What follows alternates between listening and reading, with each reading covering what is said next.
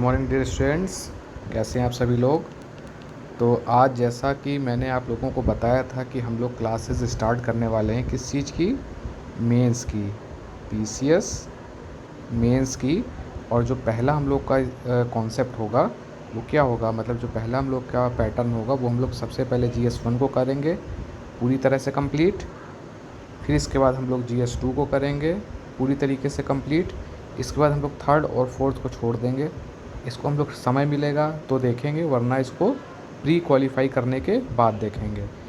Third step में हम लोग करेंगे GS5 और फोर्थ स्टेप में हम लोग करेंगे GS6।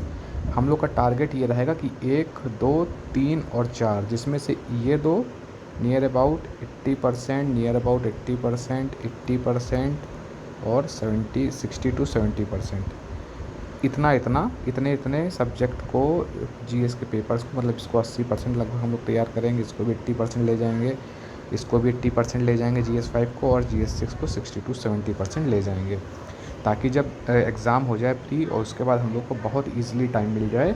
और इसमें बस 20% बचेगा, 20% और इसमें 30%, और जिसमें हम लोग क्या करेंगे, वैल्यू एडेड मटेरियल ऐड करेंगे, पुराना सारा रिवीजन करेंगे, ठीक है। और जो क्लासेस होंगी यहाँ पर वो आपको मैं बता दूँ, वो आपकी जो क्लासेस होंगी वो टोटल आप ये समझिए कि करंट बेस पर होंगी सारी क्लासेस, ठीक है।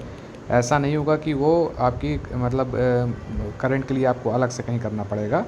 तो वो आपकी करंट बेस्ड ही सारी क्लासेस आपकी होंगी। मतलब मैं खुद और पूरी टीम, पूरी फैकल्टी के साथ जो सेलेक्टेड है उनकी गाइडेंस के साथ, किसमें क्या, मतलब एक मेंबर हैं जो सिर्फ PYQ का एनालिसिस करते हैं, एक हैं जो उसमें क्या वैल्यू एडेड मटेरियल को हम लोग ऐड ऑन कर सकते हैं उस पर काम करते हैं सिर्फ। और मैं टोटल इसको फॉर्मेट करके आपके सामने लाऊंगा कि एक एक टॉपिक पे आपकी पकड़ हो जाए, क्योंकि देखिए वहाँ 7 से 9 minute, 7 minute, 8 minute, 9 minute maximum time मिलता है। इसमें आपको सोचना है, मेन बॉडी भी लिखनी है, कंक्लूजन भी लिखना है, और 20 क्वेश्चंस को अटेम्प्ट करना है, जो कि आसान काम नहीं, बहुत टफ काम है। इसमें क्या होता है कि ज़्यादा जानकारी अगर आपके पास होती है तो उसमें आप, नुकसान ये हो जाता है, मैं ये नहीं करूँ नॉलेज आपके लिए दिक्कत देगा, प्री में तो अच्छा है, लेकिन जब आपका मेंस होगा ज़्यादा जानकारी में आप यही भटकते रह जाएंगे कि हम 250, 150, 200 शब्दों में क्या लिखें क्या ना लिखें। इसलिए एकदम टू द पॉइंट, जो एकदम सटीक हैं, मतलब इसमें कई सोर्स की मदद ली गई है, न्यूज़पेपर की, PW ओनली IAS के मटेरियल की मदद ली गई है, PYQ सॉल्व्ड बुक्स की मदद ली गई है, प्रीवियस ईयर्स पेपर UPSC और UPPC सबको ध्यान में रखते हुए थीम बेस्ड बनाया गया है। और ये टोटल आपका टोटल PCS पर फोकस है। हालांकि सिलेबस दोनों का सेम है, UPSC में कोई ये नुकसान नहीं कर देगा, सेम चीज़ है, लेकिन जो अभी मैंने स्टार्ट की ये टोटल PCS पर फोकस करके मैंने स्टार्ट किया है। और आज से अगर आप लोगों ने रिस्पांस दिया तो ये मानिए कि रेगुलर क्लासेज, जैसा कि मैंने कहा है कि GS1 को 10 वीडियो के अंदर ऐसा कंप्लीट करूँगा कि कोई भी क्वेश्चन आ जाएगा आप उसमें लिखने के काबिल रहोगे, उसमें आप 80% जो है लिख सकोगे चीज़ें सटाक से 7 से 8 मिनट में। सेम GS2 में, सेम GS5 में, सेम GS6 में।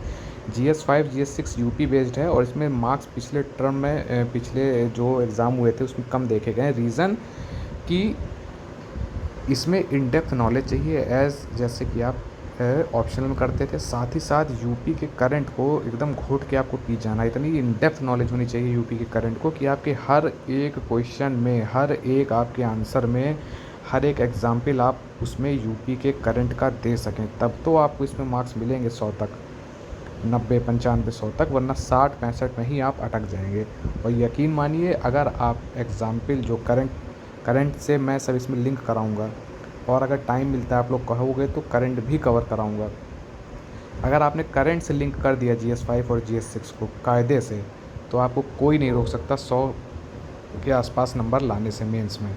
तो इस चीज़ का हम ध्यान रखेंगे। Current affairs is the key to success in GS5 and GS6 paper. वैसे तो सब में, लेकिन बाकी जगह काम चल जाएगा, लेकिन इसमें काम नहीं चलेगा। आपको एकदम रगड़ डालना है आपको यूपी का करंट। चलिए स्टार्ट करते हैं। आई होप आप सभी लोगों को अच्छा लगेगा, और आप लोग रिस्पांस कमेंट में ज़रूर दीजिएगा ताकि मोटिवेशन मिले, क्योंकि मैं भी आप लोगों के साथ ही टाइम निकाल के ही ये बनाता हूँ। अगर आप लोग का पॉजिटिव रिस्पांस नहीं आएगा तो मैं क्यों ही ये एफ़र्ट्स करूँगा। तो चलिए, जैसे GS1 है, सिलेबस आप सबके पास ही होगा, आप सब लोग सिलेबस देख लीजिएगा, तो उसमें आपको एंशिएंट हिस्ट्री का पोर्शन मिल जाएगा जिसमें आर्किटेक्चर की बात हुई होगी।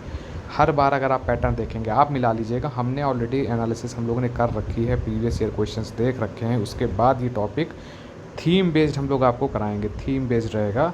इसमें एक आपको थीम हम लोग करेंगे, जैसे आर्किटेक्चर की थीम कराया किसकी, मॉडर्न आर्किटेक्चर की। तो अब कहीं भी आर्किटेक्चर की बात होगी तो आप इसका रट्टाफिकेशन आप 10-10 लाइन, 8-8 लाइन, 5-5 लाइन दिमाग यहाँ पे सेट रहेंगी, जिसको आपको चिपका देना है एज इट इज़ शुद्ध भाषा में। आप चाहे जो समझिए कि मैं रट्टाफिकेशन को प्रमोट कर रहा हूँ, नहीं तो आप वहाँ 8-7-6 मिनट में नहीं कर पाएंगे कुछ। ठीक है। आर्किटेक्चर है, आर्किटेक्चर हम लोग की थीम है, हम लोग के मेंस में GS1 का कोर टॉपिक है। हर बार क्वेश्चन देखने को मिलता है, इस बार भी क्वेश्चन देखने को मिलेगा। और कहीं भी आर्किटेक्चर आ जाएगा तो हम उसमें ये ऐसा मैंने बनाया है, डिज़ाइन किया है कि आप ये सब चिपका देंगे तो नंबर आपके एकदम सोचिए टॉप में मिलेंगे। और ये चीज़ वो बंदे नहीं लिख पाएंगे जो 3-3 साल से तैयारी कर रहे होंगे। तो इस चीज़ का आपको विशेष ध्यान रखना है। और अच्छा लगे तो कमेंट और लाइक सब्सक्राइब ज़रूर कर दिएगा अब, ताकि मैं आगे वीडियो डाल सकूँ। तो चलिए स्टार्ट करते हैं। तो इसमें जैसे कि पहला क्या है, मॉडर्न आर्किटेक्चर की हम लोग बात कर रहे हैं। ठीक है, मेंस का टॉपिक है। अब थोड़ा सा बैकग्राउंड, ज़्यादा नहीं, थोड़ा सा हम लोग वर्ड्स को ध्यान में रखेंगे। 200, 250, 150 सब उसके इर्द गिर्द जो पूछा जाएगा क्वेश्चन है बस वही करेंगे। जैसे कि इसमें क्या 321 BC में क्या हुआ था, Chandragupta Maurya with the help of Chanakya founded Mauryan dynasty. बस इतना आपको जानकारी रखनी है कि मौर्यन डायनेस्टी को 321 BC में चंद्रगुप्त मौर्य ने चाणक्य की मदद से फाउंडेशन इसका किया था, इसको, ठीक है, इसको फाउंड किया था। किसको हटाया था, तो नंदा डायनेस्टी को हटाया था। उस वक्त रूलर था धननंदा। बेसिक चीज़ है, पूछा जाए तो लिखना है, नहीं लिखेंगे कोई ज़रूरत नहीं है। ठीक है, ये इसका क्रोनोलॉजी है। चंद्रगुप्त, बिंदुसार और अशोक बेसिक आपकी प्री में काम आ सकता है। बस इससे ज़्यादा हम लोग इसमें फोकस नहीं करेंगे। अगर दिमाग में बैठ जाता है, मौका मिलता है तो लिखेंगे, वरना नीचे कोर जो टॉपिक है उसको समझेंगे। उसको कैसे समझेंगे, उसमें देखिए, उसमें जो मेन चीज़ है वो ये है, ग्रेट मॉडर्न रूलर अशोका क्या किया, इम्प्रेस्ड बुद्धिज़्म। मतलब आपको कीवर्ड याद रखने का मतलब अशोका इम्प्रेस्ड बुद्धिज़्म। ठीक है, पहला चीज़ आपको ये ध्यान रखना है। अब कहीं भी आर्किटेक्चर के बारे में आएगा क्वेश्चन पूछ ले कि आप बताइए इंडियन आर्किटेक्चर का जो है क्रोनोलॉजिकल पैटर्न में, या फिर ये पूछ ले कि एंशियंट टाइम से लेकर मॉडर्न टाइम तक जो आर्किटेक्चर रहा है उसमें आपने क्या अपने देश को फ़ायदा है, या उससे हम लोग क्या क्या सीख मिली है, या किसने क्या क्या योगदान दिए हैं, क्या कॉन्ट्रीब्यूशंस दिए हैं, तो उसमें हम लोग यहाँ पर देखिए पॉइंट्स पकड़ते चलिए। ज़्यादा वहाँ लिखने सोचने समझने का समय नहीं रहेगा, ज़्यादा रट्टाफिकेशन और ज़्यादा नॉलेज आपको खतरे में डाल सकती है। पहला पॉइंट, अशोका क्या किया था, बुद्धिज़्म को इन्होंने प्रमोट किया था, इसमें 4 चांद लगाए थे इन्होंने। ठीक है, बस। दूसरा क्या है, immense Buddhist missionaries activities during his rule but to modern sculpture and architectural designs. ठीक है, इमेंस मतलब बेजोड़ तरीके से इसमें जो है बुद्धिस्ट के जो मिशनरी एक्टिविटीज़ हुए थे वो हुआ था, जिसने क्या किया था, वो मॉडर्न स्कल्पचर और आर्किटेक्चरल डिज़ाइंस को बढ़ोतरी दी थी। ठीक है, दूसरा पॉइंट आप याद कर सकते हैं, इसके साथ कंबाइन करके इसको लिख सकते हैं। मतलब बस ऐसे लिखना है आपको, कीवर्ड ऐसे बना लीजिए, अशोका क्या किया था, इम्प्रेस्ड बुद्धिस्ट को। आप यकीन मानिए 10 वीडियो के अंदर आपकी पूरी GS1 ऐसा रटवा दूंगा। कोई भी क्वेश्चन आएगा जहाँ भी आप 0 पे खड़े हैं, 10% पे, 50% पे खड़े हैं, वहाँ आप 80% पे स्ट्राइक कर जाएंगे। और जो लोग 3 साल से तैयारी कर रहे हैं उनको आप टक्कर ना दे तो आप नाम बदल दीजिएगा। ठीक है, अगला पॉइंट क्या है, और हाँ, बाईलिंगुअल आपको बता दें, बाईलिंगुअल मैं ट्रीट करूँगा क्लासेस को, ताकि सबको फ़ायदा हो सके। ठीक है, यूपी का परिवेश है, यूपी के लोगों को बाईलिंगुअल की ज़रूरत ज़्यादा होती है। ठीक है, अब अगला पॉइंट क्या है, Mauryan empire was the first most powerful Indian empire to bring the entire Indian subcontinent under single rule. देखिए ये पॉइंट अगर आप यहाँ लिखते हैं आर्किटेक्चर में तो ठीक है, नहीं तो ये पॉइंट हाईलाइटेड, ये सिर्फ वो पॉइंट्स हैं जिसको आपको रटने हैं सब। ये कहीं ना कहीं आपको आंसर में चिपकाते रहने हैं अपने। अब जैसे आपने ये पॉइंट रख लिया, कुछ भी पूछ रहा है आर्किटेक्चर के बारे में, ठीक है, एम्पायर के बारे में, एंशियंट टाइम के बारे में, तो आपको चिपका देना ही, चिपकाते ही आपके आंसर में 4 चांद लग जाएंगे। ठीक है, कि इसने वर्ड लाइनिंग देखिए आप, कि इंटायर इंडियन सब कॉन्टिनेंट को एक सिंगल रूल में बांध दिया था। अब इस पर टूटे फूटे शब्द में लिखेंगे तो मज़ा नहीं आएगी। आपको सारी चीज़ें रट्टाफिकेशन मार देनी है और कोशिश करके इन सबको चिपकाते चल रहे हैं। ठीक है, चंद्रगुप्त मौर्य एक्सपेंशन क्या था, सेंट्रल एशिया और पर्शिया, ये कीवर्ड्स हैं, आपको ध्यान रख, बस लिखना, Chandragupta Maurya expansion central Asia and Persia को उन्होंने क्या किया था, एक्सपेंड किया था।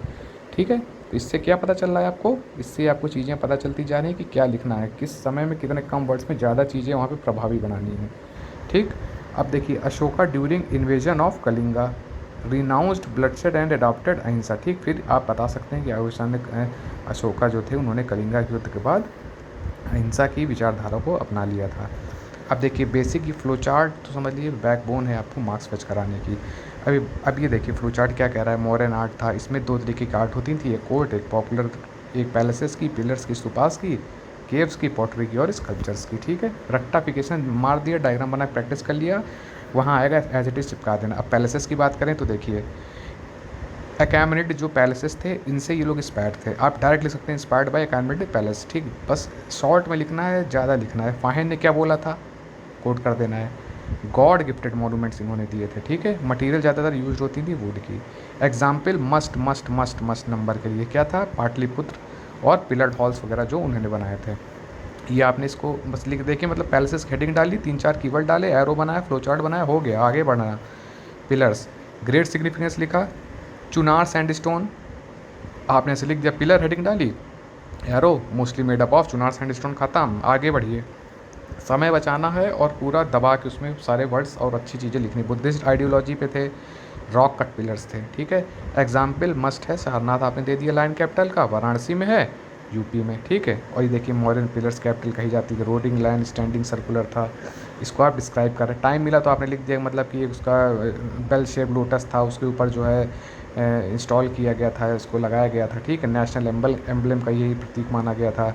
4 लाइन्स थे इसमें। ठीक है, सत्यमेव जयते इंस्क्राइब्ड हुआ था बास्कस में। ठीक है, आपने एरो बना बना के जल्दी से लिख के कंप्लीट किया। डिपेंड करता है कितने मार्क्स का है, क्या पूछा। डिटेल में अगर पूछता है सारनाथ लाइन कैपिटल के बारे में तो डिटेल ये लिखी हुई है, अन्यथा आपको क्या करना है, एरो बनाना है, थोड़े थोड़े कीवर्ड्स लिखने हैं और अपना आगे बढ़ जाना है। ये सारे नोट्स आपको टेलीग्राम में दे दिए जाएंगे। ठीक है, किस लिए बनाया गया था, बुद्धा जिन्होंने जो फर्स्ट सरमन दिया था उसको यादगार बनाने के लिए, जिसको धर्मचक्र परिवर्तन कहा गया था। सिंपल, ख़त्म। अगले एग्जाम्पल देते रहेंगे और आगे बढ़ते हैं। जैसे वैशाली पिलर, संस्कृत पिलर, इलाहाबाद की पिलर। ठीक है, जिसे कि प्रयाग प्रशस्ति कहते हैं। ठीक है, हम लोग ऐसे ही आगे बढ़ेंगे। ठीक, ये देखिए स्तूपास की बात हो रही है, इस आ चुका है क्वेश्चन सीधे स्तूपास के बारे में। डायग्राम आपको प्रैक्टिस कर लेनी है, ये बना हुआ है, गूगल से देख के ज़रूर प्रैक्टिस करेंगे एग्ज़ाम आने के टाइम। क्या क्या क्या होता था, ब्यूरियल माउंट्स होता था, मतलब जो उनकी लाइफ स्टाइल्स होती थी उसको क्या, उनको जैसे हम लोग समाधि टाइप होती है ना, वैसे बुद्धिस्ट का ये स्ट्रक्चर होता था, बरियल स्ट्रक्चर। सिलिंड्रिकल डोम होता था, ये देखिए। ठीक है, और इसको क्या बोलते थे, अंडा शेप होता था, हर्मिका और छत्रा। ठीक है, और ये सब बनाना, जैसे ये ऊपर वाले क्या कहते हैं, छत्र कहते थे, ये इसको क्या कहते हैं, यष्टि कहते थे, और ये जो ऐसे स्क्वायर जैसा था इसको हर्मिका कहते थे, ये जो था अंडा कहते थे, साइड वाला जो ये पोर्शन था इसको प्रदक्षिणा कहते थे, और ये मेधी, ये वेदिका, और ये तोराना गेट का स्ट्रक्चर को कहते थे। तो ऐसे हम लोग प्रैक्टिस कर लेंगे और हम लोग बस मेन क्या लिखना है ये देखना है। सिमिलरली हम लोग आगे बढ़ेंगे और देखेंगे, ये देखिए स्तूपास में कौन कौन से, Piprahwa, Sanchi stupa, stupa built after death of Buddha, सारे कीवर्ड्स लिखे हुए, सब चीज़ें लिखे हैं। आपको अगर आंसर में लिख दिए तो मैक्सिमम नंबर आपको मिला जाएगा। ये देखिए, ये ऊपर का 3 चक्र आपने यहाँ डायग्राम में बना दिया। ठीक है, ये मैं आपको पढ़ा रहा हूँ, बाकी आप इसको PDF के नोट से देख के पूरा कंप्लीट कर सकते हैं। ठीक, धार्मिक स्तूपा के बारे में आप एग्जाम्पल दे दीजिए। ठीक है, देखिए बारहूत स्तूपा के बारे में क्वेश्चन पूछा जा चुका है। ठीक है, अगर नहीं पूछा है डिटेल में तो आप बस एग्जाम्पल दीजिए, बारहूत स्तूपा कहाँ पे है, MP में है। ठीक है, पॉइंट्स इसके देखिए ये लिखे हुए हैं। ठीक है, नॉन ऑर्नामेंटेड ब्रिक्स यूज हुई थी, लार्ज ब्लू बोल्डर्स थे इसमें, और जाट का स्टोरीज थी। फिर आपने डायग्राम बना दिया, धार्मिक स्तूपा के बारे में आपने लिख दिया, क्या, किसने, अशोका के द्वारा, फर्स्ट सरमन जो हुआ था। ठीक है, ये आपने लिख दिया। अभी इसमें आप क्या कर रहे हैं, क्वेश्चन पूछा जा रहा है आर्किटेक्चर के बारे में, तो आप इसको डिटेल में नहीं देंगे, आप बस 150 शब्द 200 शब्द में ख़त्म करेंगे। अब आप स्तूपास में हैं जैसे सपोज़। ठीक, तो आपने क्या किया, पहले स्तूपास के बारे में बना दिया, डायग्राम मस्ट है, ये ऊपर वाले पोर्शन का डायग्राम बना दिए, ये देखिए। ठीक है, इसके बाद आपने क्या किया, जो टाइप्स हैं जैसे कि कौन कौन से स्तूपा, पिपरवा, सांची, बरहूत। ठीक, स्तूपा बिल्ट आफ्टर डेथ, तीसरा आपने हेडलाइन कर दी, अंडरलाइन कर दी और लिख दिया, सी लिख दिया, ओल्डेस्ट एरो बना के छोड़ दिया। राजगिरी, डेथ के बाद कौन कौन से बने थे, राजगिरी, कपिल वस्तु। ठीक है, ये सब हो गया। बरहूत स्तूपा आपने लिख दिया, MP में है। धार्मिक स्तूपा के बारे में आपने लिख दिया। फिर हम आर्किटेक्चर की बात कर रहे हैं तो अब हम आ गए किस में, केव में आ गए। ठीक है, केव में आ गए। केव में क्या होता था, मतलब उनके रहने का स्थान होता था, विहारास। ठीक है, लिविंग क्वार्टर्स ऑफ जैन और बुद्धिस्ट दोनों का। बस लिखिए, एरो बनाइए, वहाँ वर्ड्स फ्रेमिंग में मत ज़्यादा फोकस कीजिए। हाईली पॉलिश थे, फिनिश थे, डेकोरेटिव गेटवेज थे। ठीक, और तोरांस वगैरह जो गेट थे, तोरांस, ये सब याद रखना है आपको, ये कीवर्ड्स यूज़ करते रहना है। 7 केव्स थी। ठीक है, और बराबर केव्स थी, 12 वर्केब्स और स्कल्पचर्स की बात कर देंगे और पॉटरी की बात कर देंगे। ठीक, यक्ष और यक्षिणी स्कल्पचर में अगर आप ये भी लिख के छोड़ देंगे यक्ष और यक्षिणी और प्रोमिनेंट स्कल्पचर्स थे तो भी आपका काम हो जाएगा। और पॉटरी में आप लिख दिए कि NBW PW जो होते थे नॉर्दर्न ब्लैक पॉलिश्ड वेयर कहाँ पे मिलते थे, जो कि कौशाम्बी और पाटलिपुत्र में थे, ब्लैक पेंट थे, लश्करस थे। ठीक, तो आपका पूरा आर्किटेक्चर का आपने चारों डायमेंशन हर तरफ से कवर कर लिए। ठीक है, आपने स्तूपास, केव्स, स्कल्पचर्स, पॉटरी सारा सब कुछ कवर कर लिया और कंक्लूज़न दे देंगे कि इंडिया को अपनी हिस्ट्री से सीखना चाहिए और जो मॉडर्न टाइम है और जो पुराना समय है, पुराने के जो स्कल्पचर्स हैं उनको जो है बचा के रखना चाहिए। ठीक है, और उसको जो है जो सिटीजन्स हैं उनको इस चीज़ का इम्पोर्टेंस समझना चाहिए। क्योंकि डायरेक्ट और इनडायरेक्ट इंडिया की ग्लोरी को, ठीक है, और उसको इनक्रेडिबल बनाने में एक महत्वपूर्ण अंग है। ठीक है, ऐसे करके आपने कंक्लूजन लिख दिया और ये देखिए आर्किटेक्चर को आपने पूरा कवर कर लिया। डायमेंशंस क्या थे आपके वो आपने दे दिए। कोल्ड आर्ट आपने कवर किया है, पॉपुलर आर्ट कवर किया। हम लोग इस वक्त बात किसकी कर रहे हैं, मॉडर्न की बात कर रहे हैं। सिर्फ अगर आर्किटेक्चर पूछेगा तो वो और ईजी हो जाएगा, मॉडर्न लिख देना है, आगे गुप्ता में चले जाएंगे उसका लिख देना है, फिर मुग़ल चले जाएंगे उसका लिख देना है, और जो अभी हम थोड़ा थोड़ा डिटेल में लिख रहे हैं इसको और छोटा लिखते चले जाएंगे और इनकी टाइमिंग और बढ़ाते चले जाएंगे। ठीक है, देखिए अभी मॉडर्न की बात हुई, डायरेक्ट मॉडर्न का क्वेश्चन पूछेगा, गुप्ता का पूछेगा गोल्डन पीरियड क्यों कहा जाता है, तो अभी मॉडर्न की बात हम लोग बात की है। इसी तरीके हम लोग पूरा थीम बेस्ड कवर करेंगे। अभी हम लोग मॉडर्न कर रहे हैं, ठीक है, फिर हम लोग क्या करेंगे, हम लोग अभी मॉडर्न कर रहे हैं, फिर हम लोग गुप्ता भी करेंगे, फिर हम लोग मुग़ल की भी करेंगे, लिटरेचर वाला भी पोर्शन करेंगे, मतलब थीम वाला करेंगे कि अगर आर्किटेक्चर्स कहीं क्वेश्चन आ गया तो आप जो है एक एक चीज़ उसमें जो है लिख सको अच्छे से और 50% के मार्क्स ऊपर आप उसमें ला सको। ठीक है, जैसे 10 नंबर का है तो 5+ मार्क्स आपको 5+ मिल ही जाएँ हर हाल में।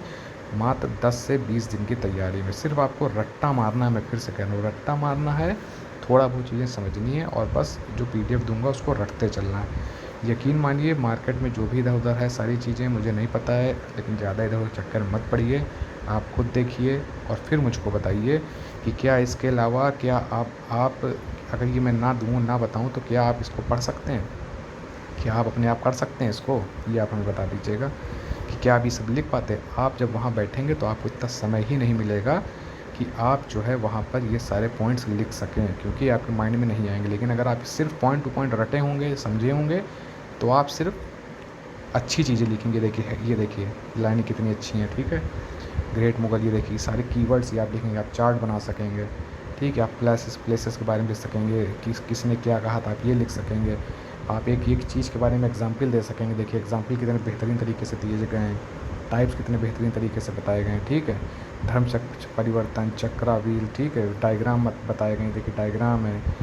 ठीक है, सबके बारे में एरो से छोटी छोटी चीज़ करके जो है आपको डिटेल में सारी चीज़ें बताई गई जो आपको मैक्सिमम नंबर लाने में मदद करेंगी। ये आज डे वन की आपकी आज पहली क्लास थी। ठीक है, अब इसके बाद जो रिमेनिंग क्लासेस होंगी ये एज अ सैम्पल मैंने आपको पहला टॉपिक आज पढ़ाया है। अभी इसके आगे हम लोग गुप्ता और भी डिटेल में जाएंगे। आप लाइक करिए, कमेंट करिए और ज़रूर कमेंट कीजिए अगर ये आपको एफ़र्ट अच्छे लगते हों और अगर आप चाहते हैं कि आगे मैं कंटिन्यू करूं। यकीन मानिए मैं GS1 आपको 10 दिन के अंदर रटवा दूंगा। जो बच्चे 2 साल से तैयारी कर रहे होंगे वो हो सकता है 6 पाएँ मार्क्स, तो आप भी 5 से कम मार्क्स नहीं पाएंगे। तो अब आप खुद सोच लीजिए, आउटपुट और इनपुट का रेशियो आप खुद देख लीजिए। सिमिलरली GS2, GS5 और GS6 में भी मैं पूरा ऐसे ही कवर कराऊंगा और आप लोगों के साथ ही आपको अपनी मार्कशीट भी शेयर करूंगा और आपको दिखाऊंगा जो एग्ज़ाम आएगा कि इसमें जो मैंने बताया है उसका क्या योगदान रहा है। Thank you.